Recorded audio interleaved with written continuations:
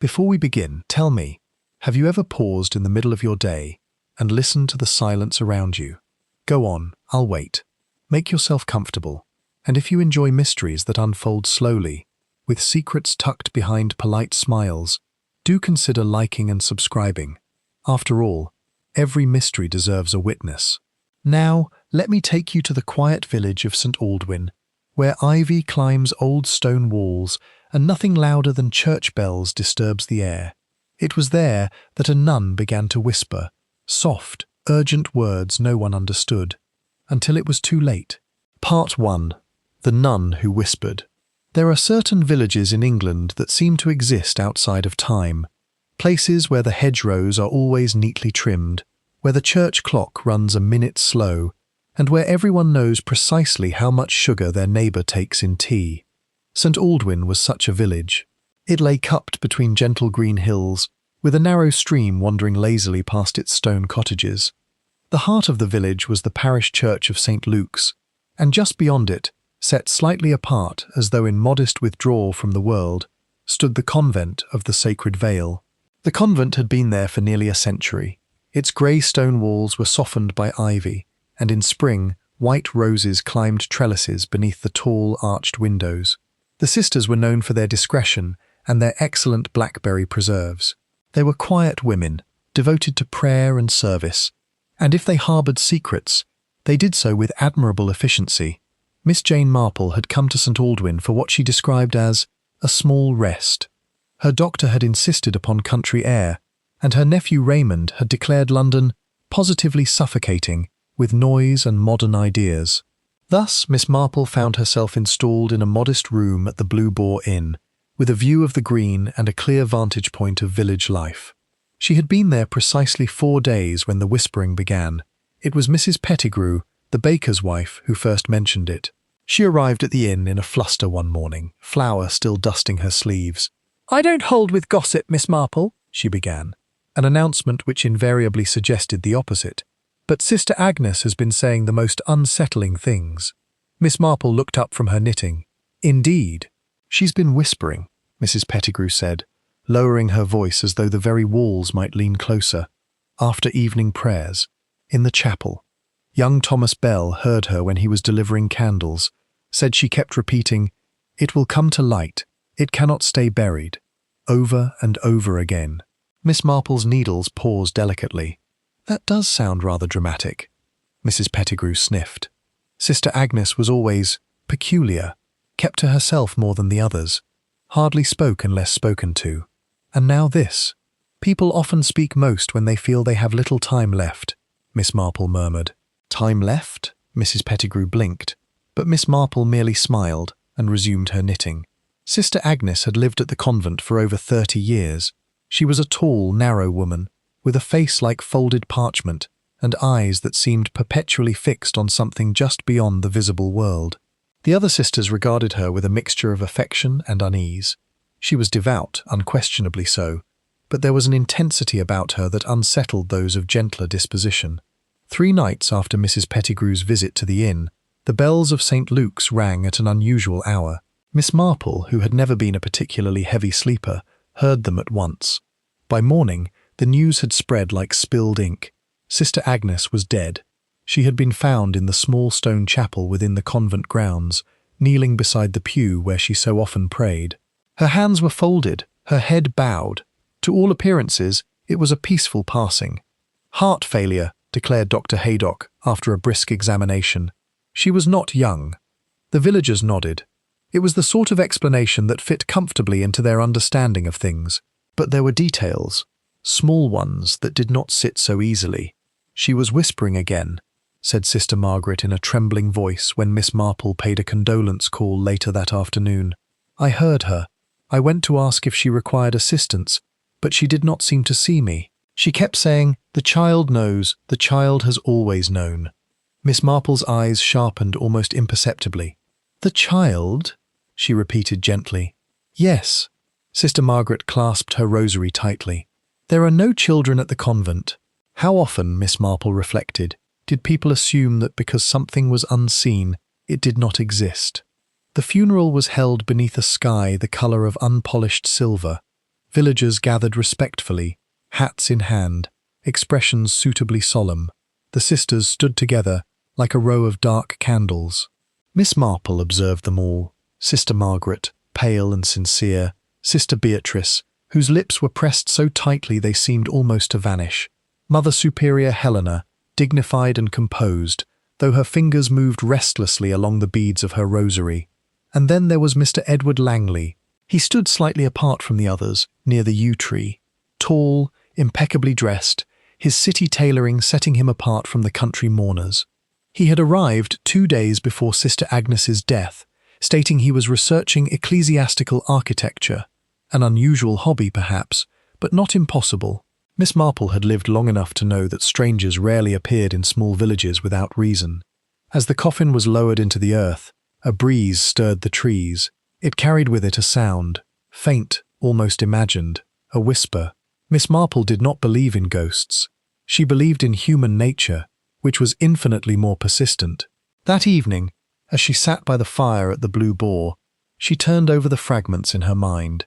A nun who whispered of buried things, a reference to a child who knew, a stranger arriving just before her death, and a death that, while convenient in its timing, seemed almost too peaceful. Miss Marple threaded fresh wool through her needle with careful precision. Buried things, she murmured softly, have a way of disturbing the ground above them.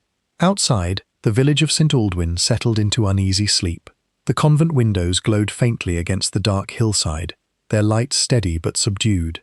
Within those ancient walls, something had indeed been buried, and if Sister Agnes had intended her whispers as confession or warning, then someone else had surely heard them. The question was not whether the truth would surface, it was who would be most afraid when it did. Part 2. The Stranger, by the Yew Tree. Miss Marple had often observed that death, even the most peaceful kind, acts rather like a stone dropped into still water. The ripples travel outward in widening circles, touching lives one would never suspect. In St. Aldwyn, the passing of Sister Agnes did precisely that. By the morning after the funeral, the village had divided itself into 2 distinct camps. There were those who insisted that the poor woman had simply succumbed to age and religious fervour in equal measure. And then there were those who lowered their voices when speaking of her, who glanced instinctively toward the convent gates, and who remembered, rather too vividly, the whispers. Miss Marple, seated at her usual table by the window of the Blue Boar, received a steady stream of information disguised as casual conversation. It was Mr. Jenkins, the postmaster, who supplied the first curious detail. "Registered letter arrived for the convent a week ago," he remarked, stirring his tea with unnecessary vigour. "London postmark, marked private, addressed to Sister Agnes herself." "Indeed," Miss Marple said mildly. "That is unusual, I suppose." "Very. The sisters rarely receive private correspondence. Most of it goes through Mother Superior." "And this letter?" she prompted gently. "Collected by hand," Mr. Jenkins replied. "By that gentleman staying at Rose Cottage. Mr. Langley. Said he was authorised." Miss Marple's knitting needles paused. "How efficient of him," she murmured. Mr. Edward Langley had taken up temporary residence in Rose Cottage, a property belonging to Mrs. Fielding, who was spending the summer with her daughter in Bath. He presented himself as courteous, well-spoken, and faintly aloof. The villagers had not yet decided whether to admire him or distrust him. Miss Marple resolved to decide for them. She encountered him that afternoon upon the green. He stood examining the church tower with a leather-bound notebook in hand. "Such remarkable stonework," he said, without turning as she approached. "Early Norman influences, though modified considerably." "How fascinating," Miss Marple replied, "though I have always found that what happens inside a building proves more interesting than its exterior." He turned then, offering a polite smile. His eyes were grey, clear, intelligent and guarded. "You must be Miss Marple. I've heard of you." "How alarming," she said pleasantly. A faint flicker of amusement touched his expression. "Small villages have efficient communication systems." "Better than the telegraph," she agreed. There was a pause, not uncomfortable, but measuring. "You attended the funeral," she said lightly. "Yes, a solemn occasion. Did you know Sister Agnes well?" His answer came a fraction too quickly. Not well. We had corresponded briefly. I was researching certain historical matters connected to the convent. How industrious of you. He closed his notebook with deliberate care. History has a way of concealing truths, Miss Marple. One must sometimes coax them into daylight. Her gaze rested on him, mild and unwavering. Quite so, she said. That evening, an unexpected visitor arrived at the Blue Boar. It was Sister Margaret. Without her usual composure, she seemed younger, almost frightened. She clasped her hands tightly as she sat opposite Miss Marple in the inn's small parlour. "I hope I am not intruding," she began. "Not at all," Miss Marple assured her. "You appear troubled." Sister Margaret hesitated, then leaned forward. "Before she died, Sister Agnes gave me something." From within her sleeve, she withdrew a small object wrapped in linen. Carefully, she unfolded the cloth. Inside lay a silver locket. It was old-fashioned, delicately engraved with a pattern of lilies. On the back were the faint initials, E.L. Miss Marple's eyes flickered, almost imperceptibly. "Did she say anything when she gave it to you?" "She gripped my hand," Sister Margaret whispered, "and she said, 'If anything happens, show it to the one who watches.' I did not understand." Miss Marple smiled faintly. "People often think elderly ladies see nothing at all. It can be most deceptive." "You think it means something?" the nun asked. "My dear sister, objects nearly always mean something, especially when someone goes to trouble to hide them." "Hide it? Why else entrust it secretly?" Sister Margaret swallowed. Mother Superior must not know. Sister Agnes seemed afraid. "Of what?" "I do not know." Her voice trembled. "But the night she died, I heard raised voices in the cloister garden." Miss Marple's knitting slipped momentarily from her lap. "A man's voice," Sister Margaret continued. "Low, urgent. I could not distinguish the words. And you did not mention this to the doctor. It seemed improper." Miss Marple considered this. Impropriety had concealed more crimes than malice ever had. Later that night, Miss Marple examined the locket in her room. It opened with a soft click. Inside was a miniature photograph, faded with age. A young woman stood beside a man in formal attire. The woman's face was unmistakable, though decades younger. Sister Agnes. The man beside her bore a striking resemblance to Edward Langley. On the reverse of the photograph, in delicate handwriting, were the words, "For our child, may truth one day be kinder than silence." Miss Marple felt a small tightening in her chest. "A child," she murmured. The whisper echoed in her memory. "The child knows. The child has always known." Outside, the wind moved through the trees, brushing against the windows like cautious fingers. The following morning brought fresh disturbance. Young Thomas Bell, pale and breathless, burst into the baker's shop, declaring he had seen someone digging near the old yew tree within the convent grounds during the night. "Thought it was a fox at first," he insisted, "but it stood up straight." By noon, the rumour had reached every corner of St. Aldwyn. Miss Marple walked slowly toward the convent that afternoon, her expression serene. The earth beneath the yew tree had indeed been disturbed.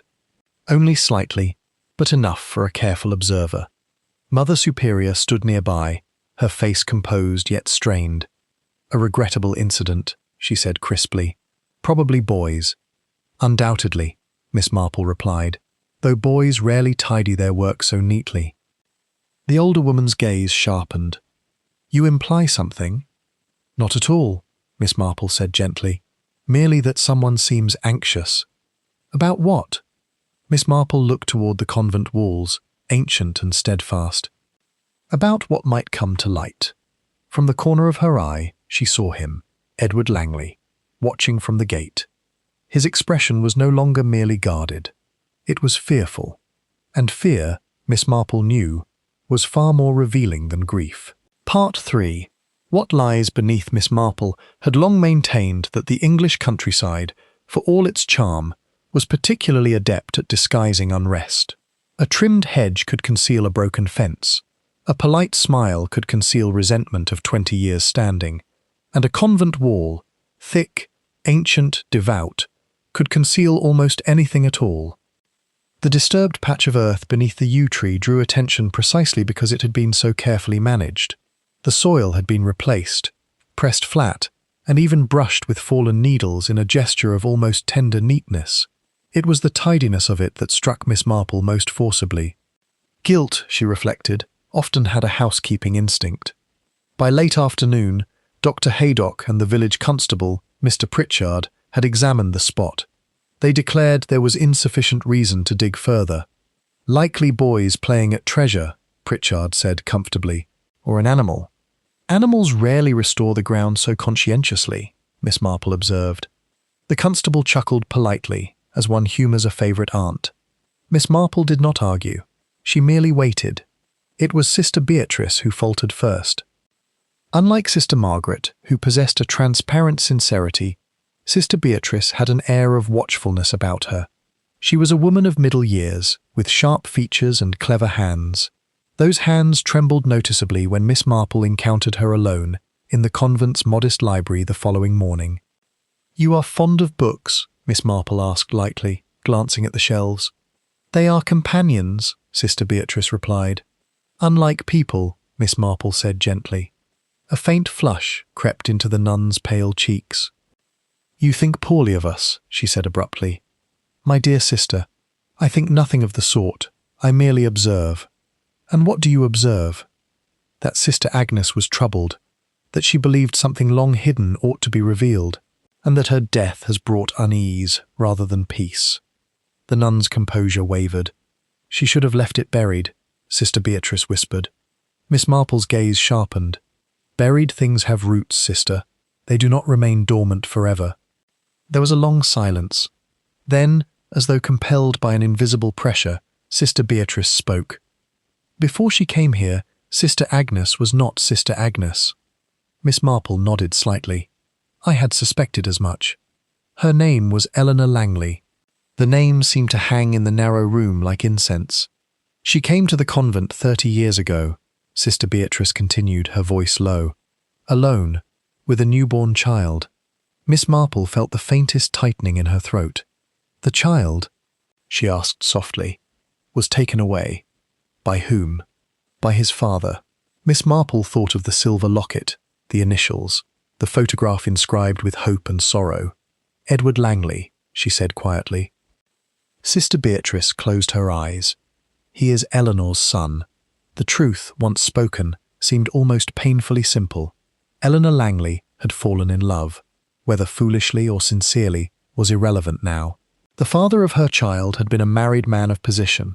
There had been scandal, whispers, arrangements made in haste. The child was acknowledged privately but not publicly. And when circumstances grew intolerable, Eleanor had retreated into religious life, surrendering the boy to his father's family. She believed it was the only way to protect him, Sister Beatrice said. He was raised as his father's legitimate heir, the past erased. "But the past rarely consents to erasure," Miss Marple murmured. "Years later, she began to regret," the nun continued. "Not the sacrifice, but the silence. She feared what lies might have shaped him." Miss Marple thought of Edward Langley's controlled manner, his carefully measured words. "And he knew?" she asked. "Not until recently." "How recently?" "A month ago." Miss Marple absorbed this. "And he came here?" "Yes, demanding answers, demanding acknowledgement. And Sister Agnes, she wished to tell him everything, to confess publicly if necessary." Miss Marple considered the implications. A respected man of society, discovering he was born of scandal. A lifetime of identity shifted overnight. "She was whispering because she meant to reveal it," Miss Marple said slowly. "The child knows. The child has always known. Perhaps she believed he suspected." Sister Beatrice's eyes filled with tears. "She told me truth was a form of mercy." "Sometimes," Miss Marple replied, "it is a form of cruelty." Edward Langley did not appear surprised when Miss Marple called at Rose Cottage that evening. "I wondered how long it would take," he said coolly, ushering her inside. "For what?" she asked mildly. "For you to piece it together." He stood by the mantel, one hand resting upon it for support, though whether physical or emotional was unclear. "She told you?" he asked. "I prefer to assemble my own puzzles," Miss Marple said. He gave a short, humourless laugh. "So now the village will know. The whispers will become conversation. Did you kill her, Mr. Langley?" The directness of the question struck him like a physical blow. "No," his composure cracked. "I would never. She was my mother." The word seemed foreign on his tongue. "Yet you argued with her." "Yes. Under the yew tree." His silence confirmed it. "She wished to make everything public," he said at last. "Do you understand what that would mean? My career, my family name, destroyed." "And what of her peace?" Miss Marple asked gently. He looked away. "I asked her to reconsider. I begged her. She refused. And on the night she died, I left before Compline. She was alive." Miss Marple studied him carefully. There was anger, certainly, fear, unquestionably. But murder? "You dug beneath the yew tree," she said. His eyes flickered. "I was searching." "For what?" "For letters she claimed to have buried. Proof. She said if I would not accept her truth willingly, she would force it into daylight." "And did you find them?" "No." Miss Marple rose slowly. "Then someone else did." That night, as rain began to fall softly over St. Aldwyn, Miss Marple lay awake considering the pattern emerging before her. Sister Agnes had intended confession. Edward Langley had motive, but perhaps not opportunity. Letters once buried were now missing. And somewhere within the convent walls, another pair of hands had trembled at the thought of truth revealed. The yew tree stood dark against the sky, its roots deep and ancient. Whatever had been hidden there had already begun to shift. And Miss Marple was quite certain of one thing. Sister Agnes had not died merely of a failing heart. Something, or someone, had hastened the inevitable. The whispers had not been madness. They had been warning. Part 4. The quiet poison rain has a way of softening outlines. In St. Aldwyn, it blurred the sharp edges of rooftops and turned the narrow lanes into glistening ribbons of grey. But it did nothing to soften the atmosphere within the convent. If anything, the air there had grown tighter, like fabric drawn too firmly across a frame. Miss Marple arrived shortly after breakfast, her umbrella neatly furled, her expression as mild as ever. She had requested another conversation with Mother Superior Helena, who received her in a small parlour overlooking the cloister garden. Mother Superior was a tall woman with composed features and a voice that rarely rose above measured calm. Yet today, there were faint shadows beneath her eyes. "You believe Sister Agnes's death was not natural," she said, without preamble. "I believe," Miss Marple replied gently, "that when a woman speaks repeatedly of buried truths and impending revelation, and then dies at precisely the moment of disclosure, one must at least consider the possibility of assistance." Mother Superior's fingers tightened around her rosary beads. "Dr. Haydock found no sign of violence." "Violence," Miss Marple said softly, "is not always visible." There was a pause. "You imply poison?" "I imply nothing," Miss Marple said, "but I wonder, did Sister Agnes take any particular medicine?" Mother Superior hesitated only a fraction too long. "She had a tonic, for her heart." "Administered by whom?" "Usually by Sister Beatrice. She oversees the infirmary." Miss Marple inclined her head. How fortunate to have someone so attentive. Sister Beatrice received the inquiry with outward composure, though her hands once again betrayed her. They moved restlessly among the small bottles arranged in the infirmary cupboard. "It was a mild preparation," she insisted. "Digitalis, prescribed months ago." "Digitalis," Miss Marple repeated thoughtfully. "In careful doses, it strengthens the heart. In careless ones—" She let the sentence drift. Sister Beatrice turned pale. "I would never harm her," she said sharply.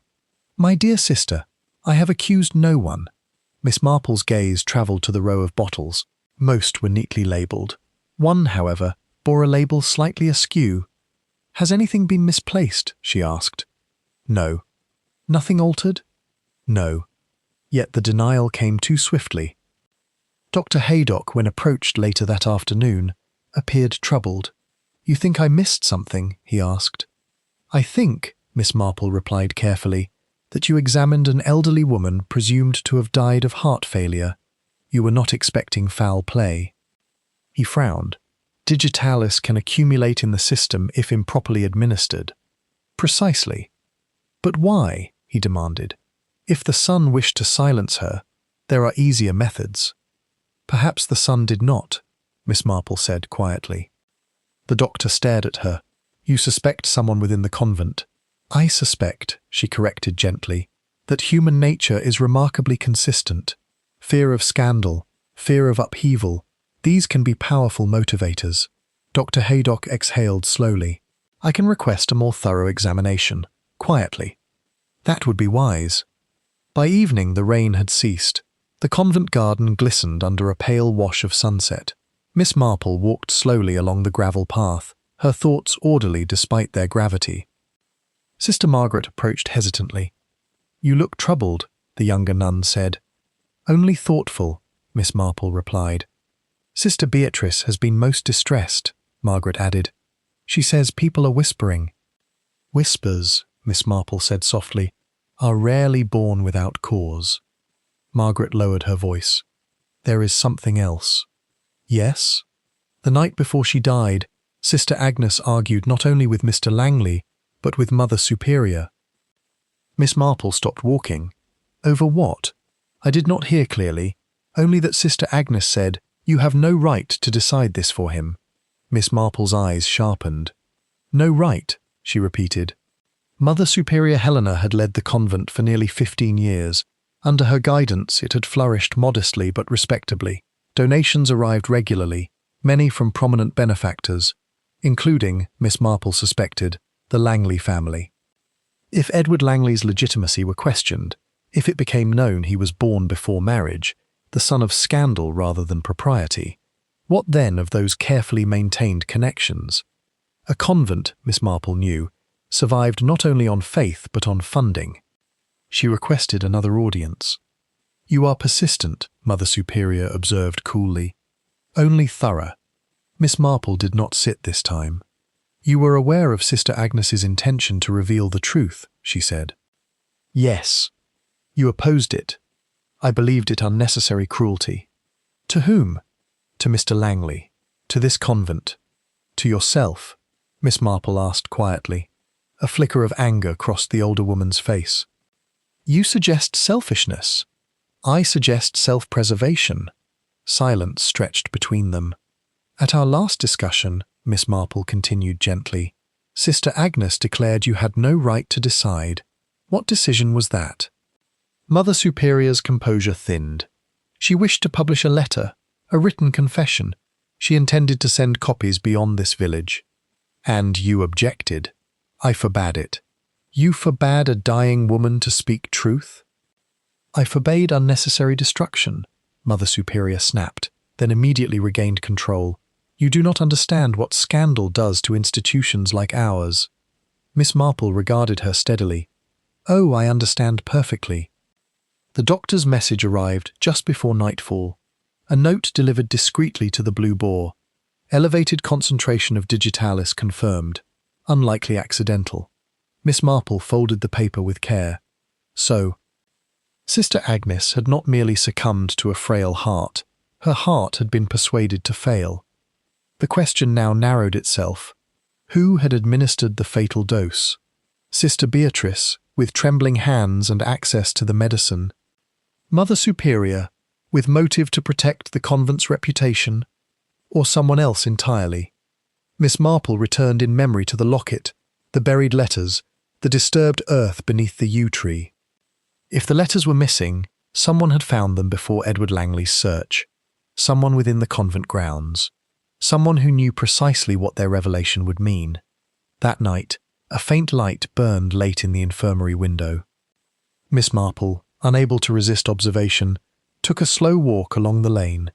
Through the thin curtain, she glimpsed movement, Sister Beatrice, pacing, back and forth, a woman at war with herself. Miss Marple paused beneath the shadow of the yew tree. Fear, she murmured softly, is a curious poison. It works long before any medicine does. The tree stood silent, its roots gripping secrets below. But secrets, she knew, were already loosening. and when they surfaced, they would not do so gently, for someone in St. Aldwyn had chosen to quiet a whisper, and in doing so, had ensured it would be heard by all. Part 5. Letters in the Dark. It is a mistake, Miss Marple often reflected, to assume that guilt announces itself with grand gestures. More frequently, it reveals itself in the smallest deviations: a misplaced bottle, a sleepless night, a glance held a second too long. The confirmation from Dr. Haydock lay folded inside her reticule like a quiet verdict: digitalis in excess. Not an accident, not age alone. Someone had measured out death in careful drops. The question was not merely who, but why now? Sister Agnes had lived with her secret for 3 decades. Why had the reckoning come at this precise moment? Miss Marple believed the answer lay not in the infirmary cupboard, but beneath the yew tree. The opportunity to examine the disturbed ground more thoroughly came sooner than expected. A violent summer storm broke over St. Aldwyn that afternoon, sudden and theatrical. Rain lashed the village, and thunder rolled across the hills with startling force. By evening, rivulets of water had carved through the convent garden, loosening soil and exposing roots. Miss Marple, armed with an expression of mild concern and a perfectly practical pair of boots, made her way toward the convent as soon as the storm subsided. The yew tree had suffered the worst of it. One side of the earth beneath it had partially collapsed. And there, half revealed in the mud, was the corner of a tin box. Constable Pritchard was summoned at once, though he looked faintly annoyed at being pulled from his supper. "Natural erosion," he began confidently, then stopped as the box was carefully lifted free. It was small, rusted at the edges, but intact. Mother Superior stood rigid as it was opened. Inside lay a bundle of letters tied with fading blue ribbon. Miss Marple watched every face. Sister Margaret, anxious, sorrowful. Sister Beatrice, white as linen. Mother Superior, controlled but her breathing uneven. Edward Langley, who had been sent for and arrived with visible reluctance, tense, eyes fixed upon the box. The ribbon was untied. The top letter bore a date from 31 years earlier, and it was addressed to Eleanor. They gathered in the convent parlour while Constable Pritchard, now looking decidedly less comfortable, allowed Miss Marple to read aloud. The letters were written in a bold, masculine hand. They spoke of affection, of regret, of arrangements made for the sake of appearances. There were assurances of financial provision. There were promises, solemn, repeated, that the child would be cared for, educated, positioned advantageously in society. But beneath the careful phrasing lay something colder. It is best the boy never knows the full circumstances. Such knowledge would only burden him unnecessarily. Edward Langley's jaw tightened visibly. Another letter, written years later, bore a different tone.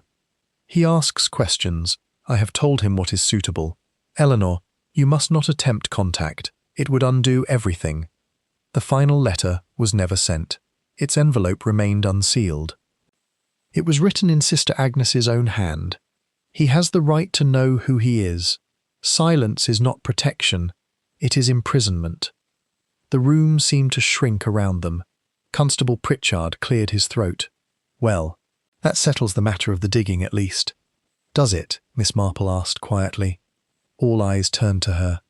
These letters explain motive, she continued calmly, but they do not explain murder. Murder? Pritchard echoed uneasily. Dr. Haydock, standing near the mantel, spoke firmly. The toxicology confirms it. A murmur passed through the room like a chill wind. Edward Langley rose abruptly. So she was killed to preserve my father's lie, he said, his voice taut. Is that the conclusion? No, Miss Marple replied gently. Your father has been dead these 10 years. Silence fell. Mother Superior's gaze flickered. And yet, Miss Marple went on, the lie continued to serve a purpose. She turned toward the older woman. The Langley family has been a generous benefactor to this convent. Mother Superior did not respond.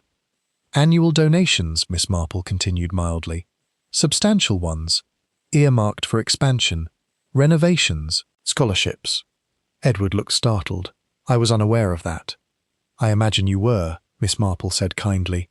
The arrangements were likely handled discreetly. Mother Superior drew herself up. Our benefactors support our charitable work. Indeed, Miss Marple agreed, and a public scandal regarding the legitimacy of the Langley heir might have complicated such generosity. You suggest I would kill to protect funding? Mother Superior's voice trembled, not with fear, but indignation. I suggest, Miss Marple said softly, that fear can persuade good people to commit terrible errors.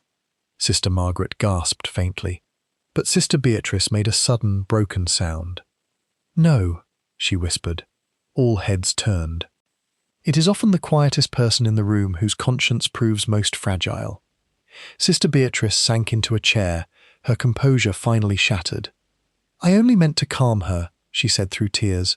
She was so agitated, so determined. She would not listen. What did you do? Constable Pritchard asked, his voice no longer comfortable. I increased the dose, she whispered. Only slightly, enough to make her rest, to delay her. I thought if she slept, Mother Superior could persuade her in the morning. Mother Superior stared at her in horror. You never told me. I could not, Beatrice cried. I have administered medicines for 20 years without error. I thought I understood the measure, but she was weaker than I realized. Dr. Haydock's expression hardened. Digitalis is unforgiving. I did not mean to kill her, Sister Beatrice sobbed. I meant only to prevent ruin, for all of us. Miss Marple felt, not triumph, but a deep and weary sadness. Intent, she knew, did not undo consequence. Edward Langley stood motionless. She died because she wished to tell me the truth, he said quietly. Sister Beatrice shook her head violently. She died because I was afraid. The storm clouds had cleared entirely by the time Constable Pritchard escorted Sister Beatrice away. The village would wake to shock, to whispers renewed with sharper edges than before. Mother Superior remained standing, her authority stripped of certainty.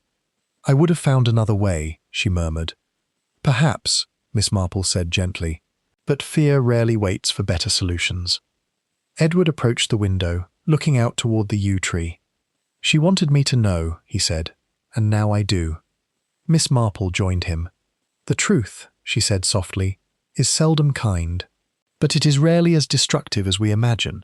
He turned to her. And what am I to do with it? Miss Marple smiled faintly. That, Mr. Langley, is the one mystery no one may solve but you. Outside, the yew tree stood cleansed by rain, its roots no longer concealing letters or lies.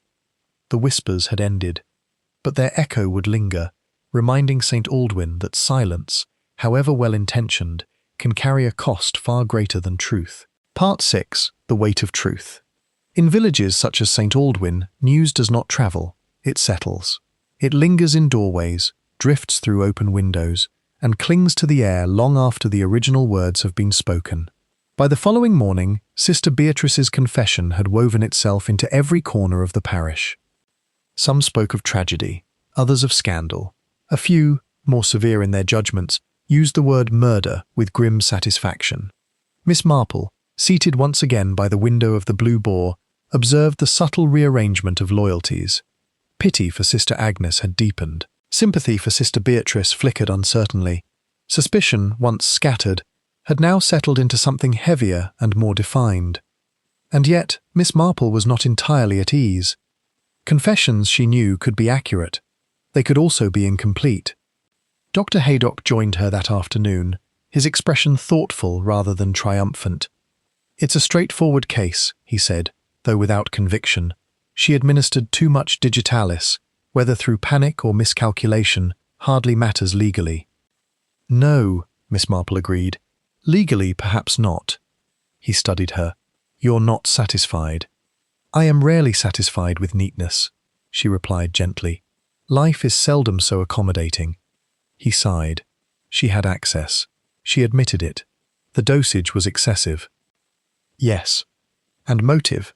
Fear of scandal. Yes. Then what troubles you? Miss Marple folded her hands in her lap. Timing. She rose shortly afterward and made her way toward the convent. The atmosphere there had shifted perceptibly. The sisters moved more quietly than ever, as though sound itself were an intrusion. Mother Superior received her without ceremony. "You have come to see whether I share the blame," she said wearily. Miss Marple regarded her kindly. "Do you?" The older woman closed her eyes briefly. "I opposed Eleanor's intentions. I feared for this convent, for our work, for everything built here, but I did not ask for her death." "No," Miss Marple said softly. "I do not believe you did." Mother Superior looked at her sharply. "Then why return?" "Because," Miss Marple replied, "Sister Beatrice's account leaves a small, persistent gap." The infirmary was precisely as before, orderly, restrained, faintly scented with antiseptic and lavender polish. Miss Marple moved slowly along the shelves. "You said the tonic was prepared weekly?" she asked. Mother Superior nodded. "In measured quantity." "And Sister Agnes took it each evening?" "Yes. Sister Beatrice brought it after Compline." Miss Marple examined the remaining bottle. It was nearly empty. "How many doses would this contain?" she asked. 7. "And when was it prepared?" 3 days before her death. Miss Marple considered. If the fatal dose occurred on the final evening, the concentration would have had to increase gradually or be dramatically altered that night. Mother Superior frowned. Beatrice said she added slightly more, in agitation. "Yes," Miss Marple murmured, "in agitation." She replaced the bottle carefully. "May I ask, who else had access to this room?" "No one. The key is kept." Mother Superior stopped. "Where?" Miss Marple prompted gently. "In the drawer of my desk." "Locked?" A pause. "No. Fear," Miss Marple reflected, "is contagious. It moves quietly from one heart to another, gathering force." She found Edward Langley later that afternoon, near the low stone wall overlooking the stream. He appeared altered, less rigid, as though something long braced within him had finally loosened. "They say she meant only to quiet my mother," he said without greeting. "So she claims." He looked at her carefully. "You doubt her." "I doubt simplicity," Miss Marple replied. He hesitated. "There is something I did not mention." Miss Marple waited.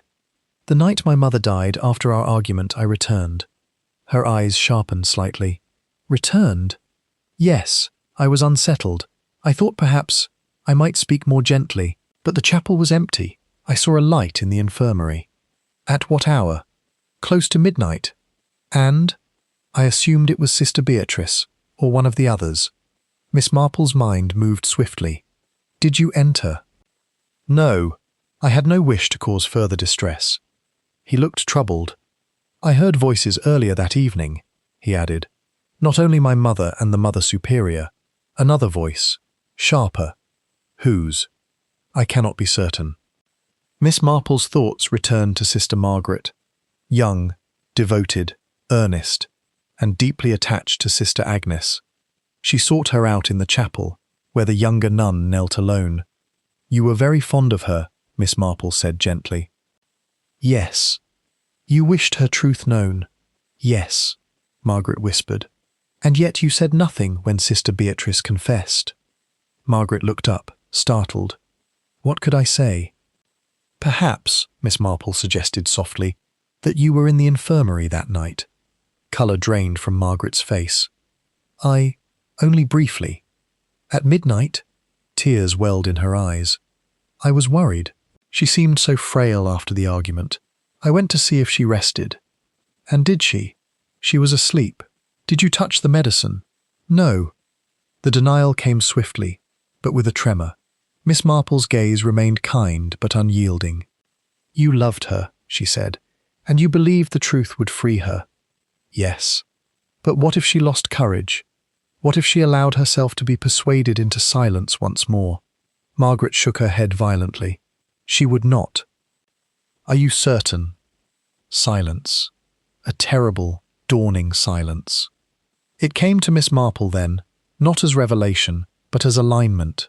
Sister Beatrice, fearful, had increased the dose earlier in the evening, but not fatally.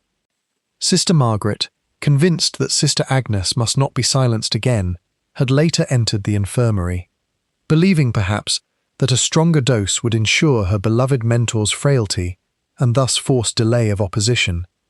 or perhaps believing something far more misguided, that Sister Agnes, exhausted and heartsick, deserved release. "Did she speak to you?" Miss Marple asked quietly.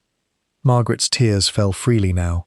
"She said she was tired," she whispered. "So tired of fighting, she said perhaps God would decide. And you decided instead." Margaret covered her face. "I only meant to help her rest. How much did you add?" "I do not know. I was shaking." When confronted together, the truth unfolded slowly, painfully. Sister Beatrice had indeed increased the dose, but only slightly. It was Margaret's later interference, born of devotion twisted by desperation, that had tipped the balance irreversibly. 2 women, 2 fears. 1 death. Constable Pritchard looked profoundly uncomfortable as he absorbed the revised account. "This is becoming most irregular," he muttered. "Yes," Miss Marple said softly. "Human nature often is." Edward Langley stood apart, pale but composed. "So she died not from malice," he said, "but from love and fear." "Those," Miss Marple replied gently, "are among the most dangerous motives of all." Outside, the bells of St. Luke's began to ring for evening prayer. Within the convent walls, the weight of truth had finally settled, no longer buried beneath roots or hidden in bottles, but resting where it belonged, in the open. And though it offered no comfort, it offered clarity, which, Miss Marple knew, was sometimes the only mercy left. Part 7. Echoes after silence. After the second confession, St. Aldwyn no longer buzzed, it recoiled. There is something particularly unsettling about shared guilt. One culprit allows for indignation, even a certain moral satisfaction. 2, bound not by conspiracy but by separate fears, leave behind something far more disturbing, the recognition that tragedy may bloom from ordinary hearts. Miss Marple sensed the change immediately. Doors closed more quickly. Conversations ceased when footsteps approached. Even the blue boar felt altered, as though its oak beams absorbed the village's collective discomfort. Sister Beatrice remained in custody in Much Benham, awaiting formal charges. Sister Margaret, pale and trembling, had given her statement and been released temporarily under supervision, though the law's patience would not last indefinitely. The constable himself appeared overwhelmed by the unusual complexity of it all, and through it the convent endured in a fragile quiet. Miss Marple paid a final call upon Mother Superior Helena, who seemed years older than she had a week before. "I led them," the older woman said simply, "yet I did not see the storm gathering under my own roof." "Leadership," Miss Marple replied gently, "does not grant omniscience, only responsibility." Mother Superior's gaze drifted toward the cloister garden. "They loved her, in different ways. I believed obedience would preserve us. Instead, fear poisoned us." "Fear rarely obeys rules," Miss Marple said. There was a pause. "What will become of us?" Mother Superior asked quietly, not as a superior, but as a woman. "You will continue," Miss Marple answered. "Quieter, perhaps. Wiser, I hope." Mother Superior inclined her head. "And Mr. Langley?" "Ah," Miss Marple murmured. "That depends upon whether he chooses inheritance or truth." Edward Langley had not left St. Aldwyn. He walked frequently along the stream, as though the steady current might offer counsel. The discovery of his parentage had not ruined him in the dramatic fashion Mother Superior once feared. Rather, it unsettled him in subtler ways. Miss Marple joined him one afternoon beneath a sky washed pale by recent rain. "You have been considering your next move," she observed. He smiled faintly. "You make it sound like chess." "Life is rarely so orderly," she replied. He was silent for a long moment. "I was raised to believe in certainty," he said at last. "In legacy. In a clean narrative." He glanced at her. "Now I find my beginning was an arrangement." "Most beginnings are," Miss Marple said mildly. "Only the details differ." He studied the water. "She wished to tell me herself, not through letters dug from mud, not through scandal." "Yes.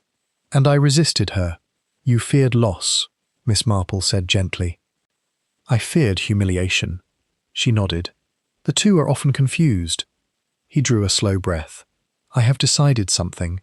Miss Marple waited. "The annual donations to the convent will continue." She raised an eyebrow. But, he added, in her name, Eleanor Langley, publicly. Miss Marple's eyes softened. That is a generous choice. It is not generosity, he said quietly. It is correction. The formal proceedings were, as such matters tend to be, less dramatic than the events preceding them. Sister Beatrice, her composure restored in resignation, accepted responsibility for her initial increase in dosage. Sister Margaret, through tears and halting testimony, acknowledged her own fatal addition. The court, grappling with intent versus consequence, delivered a judgment tempered by recognition of their lack of malice. There would be penalties, periods of confinement, restrictions, penance, measured by law rather than prayer. But there would also be mercy. Miss Marple attended the hearing without drawing attention to herself. She observed the bowed heads, the trembling hands, the way grief and guilt mingled indistinguishably. Human hearts, she reflected, were rarely governed by single motives. Summer in St. Aldwyn resumed cautiously. The blackberry bushes ripened. Children returned to their games on the green. The church bells marked their hours with reassuring steadiness. Yet something had shifted permanently. The yew tree remained, its roots now undisturbed, the soil carefully restored. A small stone marker had been placed nearby at Edward Langley's request. It bore no grand inscription, only a name, Eleanor. No title, no concealment. Just truth. On her final evening in the village, Miss Marple sat in the convent garden at Mother Superior's invitation. The roses had begun to bloom again, their white petals luminous in the fading light. "It feels quieter," Sister Margaret said softly, joining her. "Quieter does not mean empty," Miss Marple replied. Margaret clasped her hands. "I thought I was helping her," she whispered. "I thought if she slept she would wake free of pain." Miss Marple regarded her with deep compassion. "Love," she said gently, "must sometimes allow others to endure their chosen battles, even when we long to spare them." Margaret nodded, tears glistening but unshed. "I shall spend my life atoning." "Then spend it wisely," Miss Marple said. "Not in endless sorrow, but in honest service." That is what she would have wished. The chapel bell rang for evening prayer. For a moment, they listened in silence. The next morning, Miss Marple prepared to depart St. Aldwyn. Her suitcase was modest, her knitting neatly folded atop it. Mr. Jenkins tipped his hat respectfully. Mrs. Pettigrew pressed a parcel of fresh bread into her hands. Edward Langley approached just as the motor car arrived. "You have given me something invaluable," he said. Miss Marple smiled faintly. "I merely listened." "You did more than that." She shook her head lightly. "My dear Mr. Langley, people are forever revealing themselves. One must simply resist the temptation to look away." He extended his hand. She took it briefly. "Goodbye, Miss Marple. Goodbye." As the car carried her away, the village receded into gentle distance. Another mystery concluded. Another reminder that wrongdoing is not always born of hatred, but often of misguided devotion. The whispering nun, they would call it in later years. But Miss Marple knew better. It had never been about whispers. It had been about silence, and the dangerous things that grow within it. Part 8. The Unfinished Thread. Miss Marple had fully intended to let St. Aldwyn settle into its altered peace without further interference. Indeed, she had gone so far as to inform her nephew Raymond that she expected to return to London within the fortnight. There were manuscripts to review, lectures to endure, and the peculiar exhaustion that followed any village tragedy. Yet life, Miss Marple knew, rarely tied its threads as neatly as human beings preferred. It was 3 days after the hearing that the letter arrived. It bore no signature, only a single line written in an uneven, hurried hand. "You have not uncovered everything." Miss Marple read it twice, then a third time. The paper was common, the ink slightly smudged, no postmark, meaning it had been delivered by hand. She did not, as some might have done, feel a thrill of alarm. Instead, she felt a familiar stirring of curiosity. Everything. What precisely did everything imply? By late afternoon, she had made her way once more to the convent. The sisters received her with a mixture of gratitude and apprehension. One could hardly blame them. Every visit from Miss Marple seemed to loosen another stone in their carefully arranged order. Mother Superior met her in the garden. "You look concerned," the older woman observed. "I have received a note," Miss Marple said calmly. She handed it over. Mother Superior read it, her expression tightening. "This is cruel." "Perhaps," Miss Marple said, "or perhaps it is accurate." "You believe there is more?" "I believe," Miss Marple replied, "that anonymous letters are seldom sent without motive, and motives deserve examination." Her first instinct was not toward suspicion, but toward chronology. Sister Beatrice had increased the dose earlier in the evening. Sister Margaret had, in misguided devotion, added more near midnight. Dr. Haydock's findings supported the combined effect. Yet something had troubled Miss Marple from the beginning. Sister Agnes had been found kneeling in the chapel, not in her bed. Digitalis in excess does not grant elegance. It brings nausea, dizziness, distress. A failing heart is rarely so composed. Miss Marple turned this thought over carefully. Had Sister Agnes risen deliberately? Had someone assisted her? Or had the scene been arranged? She sought out Dr. Haydock once more. "You told me she was found kneeling," Miss Marple said. "Yes, by Sister Margaret." "And her expression?" "Peaceful enough," he replied, "though that can be deceptive. And you are quite certain," she continued gently, "that the concentration in her system would not have rendered her incapacitated before reaching the chapel." He frowned. "It would likely have caused weakness, possibly disorientation. But movement was possible. In theory." Miss Marple thanked him, though she noted the hesitation. That evening, she paid a quiet visit to the chapel itself. The pew where Sister Agnes had last prayed remained unchanged. The candles flickered softly. The air held its usual faint trace of wax and old stone. Miss Marple sat where the nun had been found. If one were very ill, heart racing irregularly, vision blurred, would one choose to walk across the cloister, descend the small step into the chapel, and kneel? Perhaps, if one anticipated death. Her gaze shifted toward the small side door leading to the garden. It was rarely locked. A sound behind her caused her to turn. Edward Langley stood in the doorway. "I thought I might find you here," he said quietly. "Then you are learning," Miss Marple replied.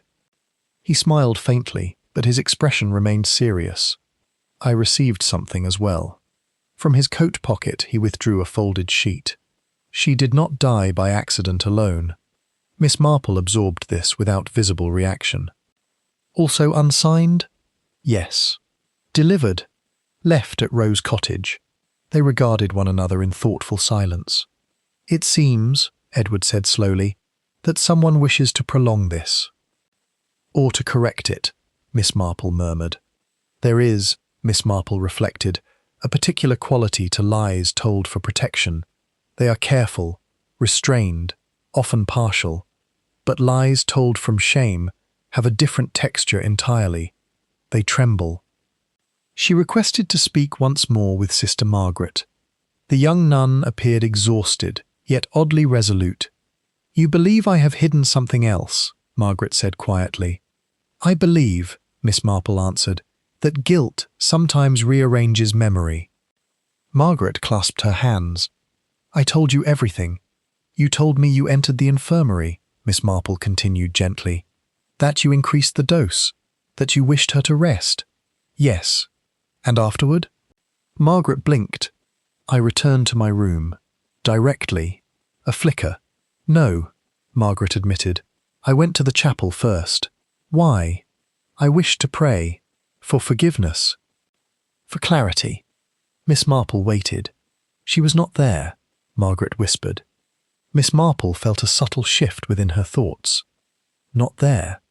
No, her door was open, the infirmary lamp extinguished. But the chapel was empty. And later, I returned to my room. I could not sleep. It was perhaps an hour, perhaps less, when I heard movement, then silence. Who found her? I did, at dawn. Where precisely? Kneeling, as though she had been there long. Miss Marple regarded her carefully. "You are certain she was not already in the chapel when you first went?" "Yes." And you did not assist her there later? No. The denial was immediate and sincere.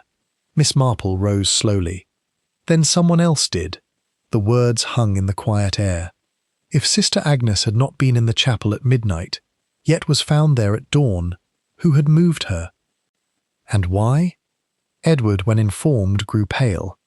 You think someone staged it, he said. I think, Miss Marple replied, that appearances are powerful things. A nun dying in prayer suggests surrender, acceptance.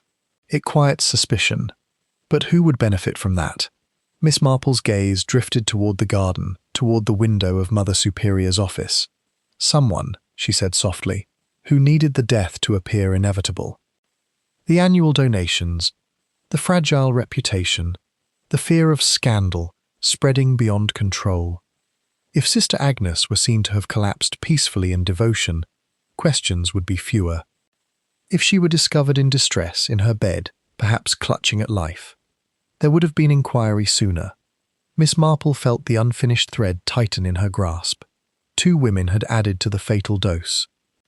But someone else, calmer, calculating, had ensured the scene spoke of divine timing rather than human error. The whispers, it seemed, had not yet told their final secret. And Miss Marple had no intention of ignoring them now. Part 9. The Hand That Arranged the Silence. Miss Marple had always believed that staging required a steadier nerve than impulse. Poison administered in fear was one thing. Rearranging the final moments of a life demanded calculation. She requested, for what she assured Mother Superior would be the last time, a private conversation. They met in the small office overlooking the cloister garden. The late afternoon light filtered through the mullioned windows, catching faint threads of silver in Mother Superior Helena's dark veil. You believe I moved her, Mother Superior said quietly, before Miss Marple had spoken a word. Miss Marple did not feign surprise. I believe, she said gently, that you found her. A long pause. Mother Superior's fingers rested on the desk, still composed.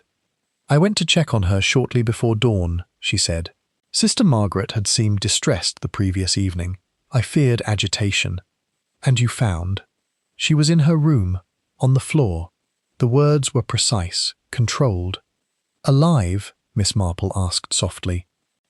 A flicker, barely perceptible. No. Miss Marple held her gaze. Are you certain?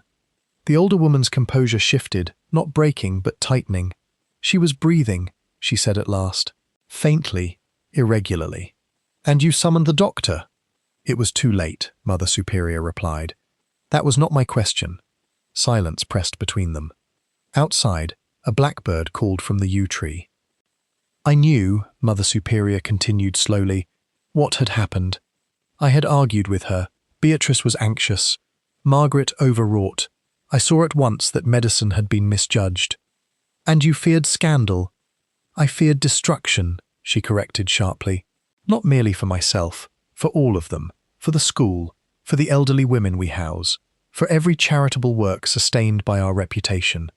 So, you carried her. Mother Superior closed her eyes. Yes.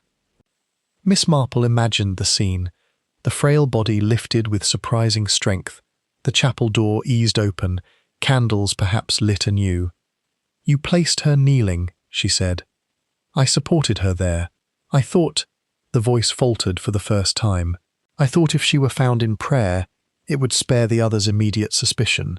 It would allow time to understand what had occurred. Time, Miss Marple repeated softly, in which the truth might be managed. Mother Superior's eyes flashed. You speak as though I were calculating. I was desperate. Yes, Miss Marple agreed. Desperation often calculates very clearly. Edward Langley listened to the account in grave silence later that evening. So she was alive, he said finally, when she was moved. Yes, and kneeling there. Her heart failed soon after, Miss Marple said gently. The additional strain would have hastened it.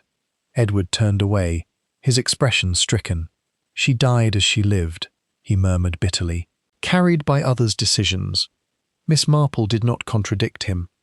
Constable Pritchard received the new development with visible distress. "This grows worse and worse," he muttered. "First 2 doses, now moving the body. Well, not the body precisely, but good heavens." "It is better to know it," Miss Marple said calmly. The law once again faced the delicate matter of intent. Mother Superior had not administered poison. She had not wished death. Yet her interference had altered its course. Statements were taken.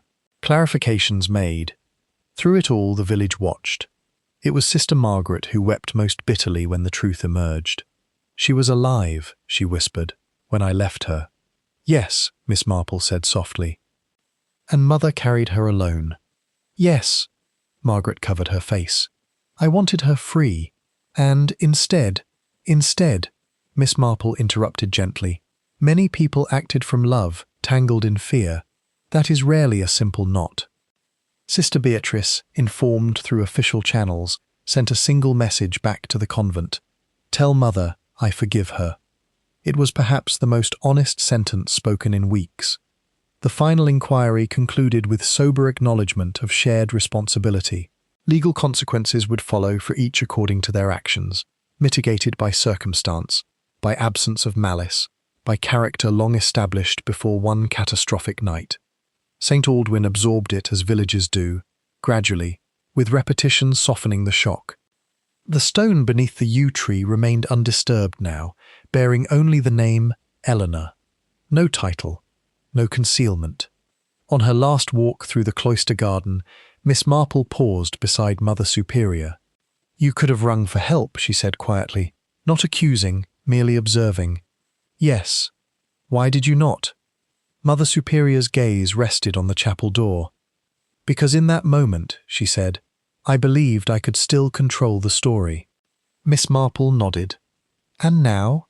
"Now I know stories do not belong to us once other hearts are inside them." A faint, sad smile touched Miss Marple's lips. "That," she said, "is wisdom dearly purchased." As dusk settled over St. Aldwyn, the convent bells rang once more, not in alarm nor in mourning, but in ordinary devotion. The whispers had ceased. In their place remained something less dramatic, yet far more enduring. Truth, fragmented, painful, shared. And Miss Marple, listening one final time to the quiet air, knew at last that everything had indeed been uncovered. Not only how Sister Agnes died, but how fear, love, pride, and protection had each in turn carried her toward that chapel kneeler, and left her there. Part 10. What remains Miss Marple left St. Aldwyn on a morning washed in pale gold sunlight, the sort that flatters stone walls and forgives old scars. Her suitcase was modest as ever, her gloves neatly buttoned, her expression one of gentle composure. To a casual observer, it might have seemed she departed a village restored to calm. But Miss Marple knew better. Calm, she often thought, is not the absence of disturbance. It is the acceptance of what has been disturbed. In the weeks following the inquiry, the convent adjusted to its altered reality. Mother Superior Helena relinquished certain administrative duties, though she did not abandon her post. Authority sat differently upon her now, less rigid, more human. The sisters, having witnessed her failure and her honesty, regarded her not with diminished respect, but with a sobered understanding. Sister Beatrice began her period of confinement with quiet dignity. Letters from her were infrequent but steady, filled not with self-pity but reflection. She wrote once to Mother Superior, "I confused protection with righteousness. I see now that fear is a poor guide for mercy." Sister Margaret, permitted to remain under supervision, devoted herself to the infirmary. There was no melodrama in her repentance, only a determined tenderness toward every frailty placed in her care. As for Edward Langley, he did precisely what he had promised. The Langley donations resumed publicly under the name Eleanor Langley Memorial Fund, designated for the education of girls from disadvantaged circumstances. The announcement stirred mild curiosity in neighbouring towns, but Edward did not retreat from explanation. "My mother," he said simply when asked. No elaboration, no defensiveness, and in that quiet acknowledgement, something long silenced was finally granted dignity. Miss Marple received updates through polite correspondence, each letter a small thread tying her still to St. Aldwyn. Yet it was not the legal outcomes nor the financial arrangements that lingered most in her thoughts. It was the image of Eleanor, Sister Agnes, walking steadily toward truth after 30 years of silence. People had called her the Whispering Nun. But Miss Marple understood that whispers are rarely weakness. They are often the beginning of courage. One evening in London, seated beside her modest fire, Miss Marple reflected upon the peculiar symmetry of the affair. A mother who surrendered her child to protect him. A son who resisted truth to protect himself. Two nuns who altered medicine to protect their convent. A mother superior who moved a dying woman to protect an institution. Each believed themselves justified. Each acted from a form of love. And yet, love, unguided by honesty, had nearly destroyed them all. Miss Marple's knitting needles paused mid-click. How frequently, she wondered, do people fear scandal more than sorrow? How often do they mistake silence for safety? In St. Aldwyn, silence had grown heavy enough to require burial beneath a yew tree. But Roots, persistent and patient, had refused to keep it. There had been no villain in the dramatic sense, no cold mastermind delighting in ruin. Instead, there had been something far more unsettling. Ordinary people, confronted with vulnerability, choosing concealment over confession. It was a pattern Miss Marple recognized well. Human nature, she had long observed, is neither wholly dark nor wholly light. It is layered, like soil. Disturb it, and you will find tenderness alongside decay. The mystery had not been who hated Sister Agnes. No one had. The mystery had been who loved her unwisely. And that answer had proved far more complicated. A final letter arrived months later, written in Edward Langley's steady hand. I visited the yew tree today. The girls from the village school were reading beneath it. One asked who Eleanor was. I told her she was a woman who believed truth mattered, even when it frightened people. That seemed enough. Miss Marple smiled as she folded the letter. Yes, that seemed enough. In time, St. Aldwyn would remember the affair less for its legal intricacies and more for its lesson. The chapel would continue to host prayers, the roses would bloom and fade and bloom again, the yew tree would cast its long shadow without whisper or disturbance. But those who had lived through that summer would never again mistake silence for peace. And somewhere in that quiet village, beneath branches that had once concealed letters and regret, a simple stone bore a single name, Eleanor. Not hidden, not denied, simply present.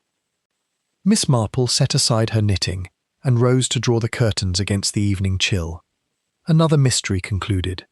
Another reminder that truth, though painful, is seldom the true destroyer of lives. It is fear, softly justified, carefully reasoned, that does the greater harm.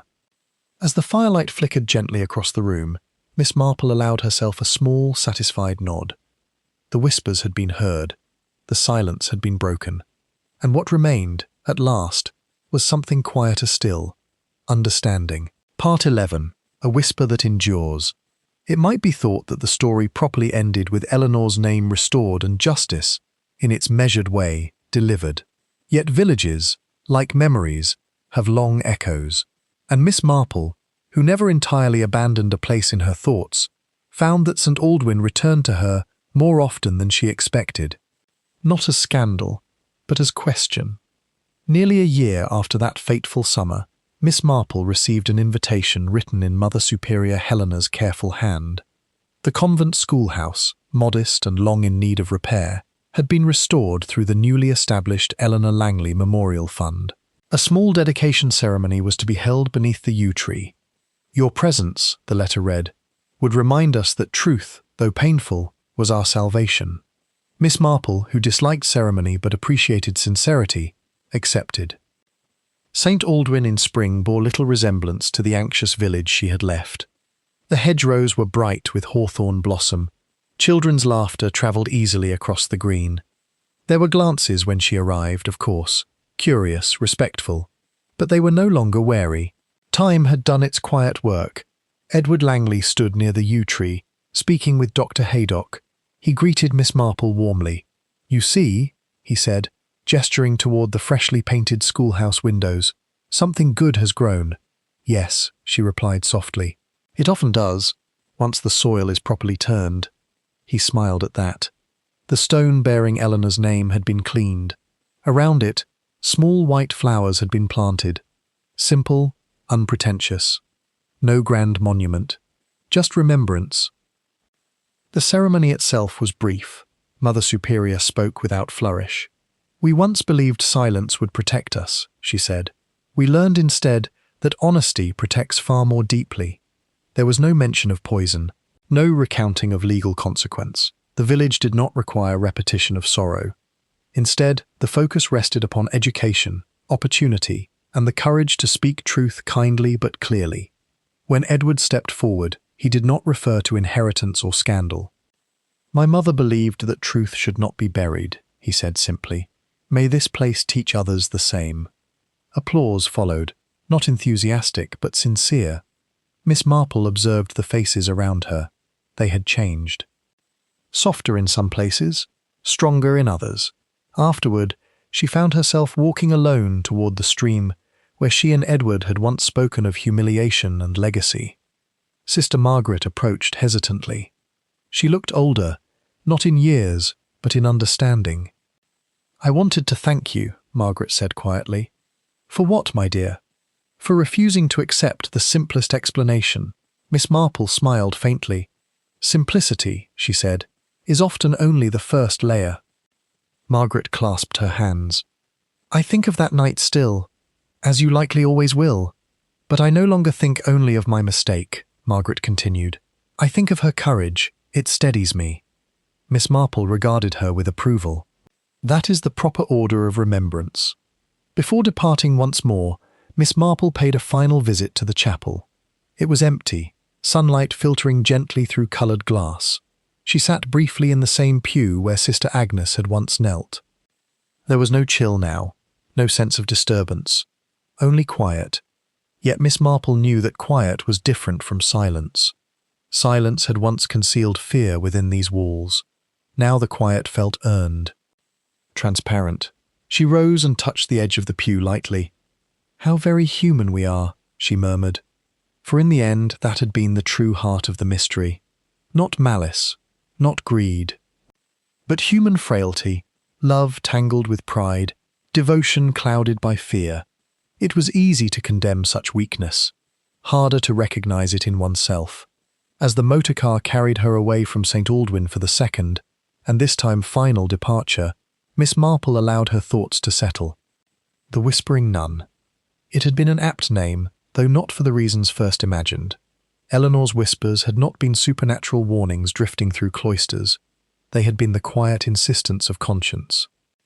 The soft but persistent voice that tells us truth matters, even when it trembles, even when it costs.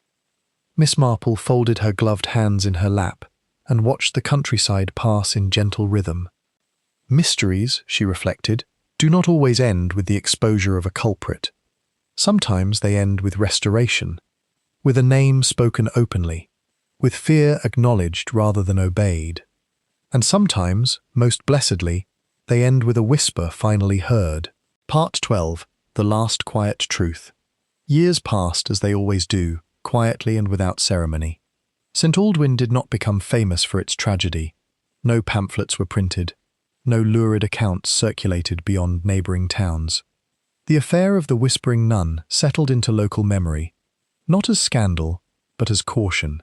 Miss Marple, now moving more slowly but thinking as sharply as ever, sometimes found herself recalling that summer with unusual clarity. Certain cases faded into abstraction over time, reduced to facts and conclusions. But this one had never been about facts alone. It had been about people, and people, she knew, are never simple. On an autumn afternoon several years later, a letter arrived bearing unfamiliar handwriting. It was from one of the girls educated under the Eleanor Langley Memorial Fund. Her name was Clara Whitcomb. Miss Marple unfolded the paper with careful fingers. You do not know me, it began, but Mother Superior says you were the one who helped uncover the truth about Mrs. Langley, Sister Agnes. I have just received a scholarship to train as a teacher. I was told it exists because she believed truth mattered more than comfort. Miss Marple paused, the faintest smile touching her lips. The letter continued. I wondered whether she was brave. It must have been difficult to speak after so long. I hope, if ever I am afraid, I remember that. Miss Marple folded the paper thoughtfully. Bravery, she reflected, is seldom loud.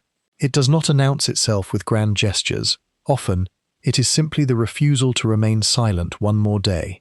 Eleanor had whispered before she spoke plainly, but she had spoken, and that had altered everything. There were, of course, consequences that did not entirely fade. Sister Beatrice never returned to her former duties. When her confinement ended, she chose to remain in a smaller, rural convent where her name carried no history. Her letters grew fewer with time, though Mother Superior occasionally mentioned her steady work among the sick. Sister Margaret remained in St. Aldwyn. She became known, quietly, for her gentleness with the dying. There was a depth to her compassion that came not from innocence, but from having once erred disastrously. Those she tended rarely knew her past, but they felt her sincerity. Mother Superior Helena eventually retired. Her successor brought a lighter manner to leadership, though none doubted the firmness beneath it. The convent endured, not untouched but strengthened by humility, and Edward Langley, he married, some years later, a woman of calm intelligence who did not shrink from his complicated history. They named their first daughter Eleanor. When asked once, at a London dinner party, whether the rumours about his mother were true, he responded without irritation. Yes, he said.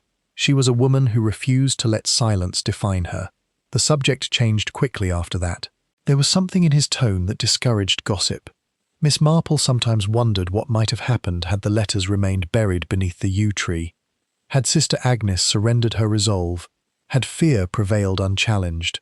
The convent would likely have continued comfortably, donations steady, reputation intact, but beneath that comfort, something corrosive would have remained. A truth denied does not disappear. It lingers, in strained conversations, in restless sleep, in the subtle tightening of the heart when certain subjects arise. That was the real danger Miss Marple had perceived from the beginning. Not poison, not scandal, but erosion of the spirit. One crisp winter evening, as Miss Marple sat beside her fire in St. Mary Mead, she allowed herself the rare indulgence of recollection without analysis. She saw again the chapel in dim candlelight, the frail figure kneeling, the yew tree standing sentinel over buried letters, the trembling hands of two women who had loved unwisely, the resolute posture of another who believed she could manage the narrative of death. It had been, in its way, a tragedy of good intentions, and yet, from it had come honesty. From honesty, renewal. Miss Marple reached for her knitting, though her thoughts remained elsewhere. Human nature, she mused, is a tapestry of contradictions. We seek to protect those we love, even at the cost of truth. We cling to reputation, fearing disgrace more than guilt. We convince ourselves that silence is kindness. And sometimes, we learn otherwise only through loss. The Whispering Nun. That was how it would always be remembered by those who had not been there. A romantic title, suggestive, mysterious. But Miss Marple knew the truth was quieter. There had been no spectre gliding through cloisters. No supernatural warning, only a woman who had grown tired of pretending. Only a son who had grown strong enough to listen. Only a village forced to confront its preference for comfort over candour. In the end, that was the mystery's true resolution. Not who administered which fatal drops. Not who carried a dying woman to kneel in borrowed peace. But who, at last, chose to speak plainly. The firelight flickered softly across the small room. Miss Marple set aside her knitting and rose to close the curtains against the cold. Outside, the world continued in its familiar rhythms. Imperfect, complicated, human. She paused a moment before extinguishing the lamp. Truth, she murmured gently, is rarely the loudest voice in the room, but it is the one that endures. And with that quiet certainty, she turned out the light. The whispers, at last, were no longer needed. It was Sister Margaret who finally confessed about the notes. She came to Miss Marple on the evening before her departure, hands trembling but eyes steady. I could not bear it, she said softly. Sister Beatrice had spoken, I had spoken, but Mother Superior's part remained hidden, and I feared we were choosing silence again. You sent them anonymously, Miss Marple said gently. Yes, I thought, if the truth came from nowhere, it would be heard without accusation. Miss Marple regarded her kindly. "Courage sometimes arrives in fragments," she said. "What matters is that, in the end, it arrived at all."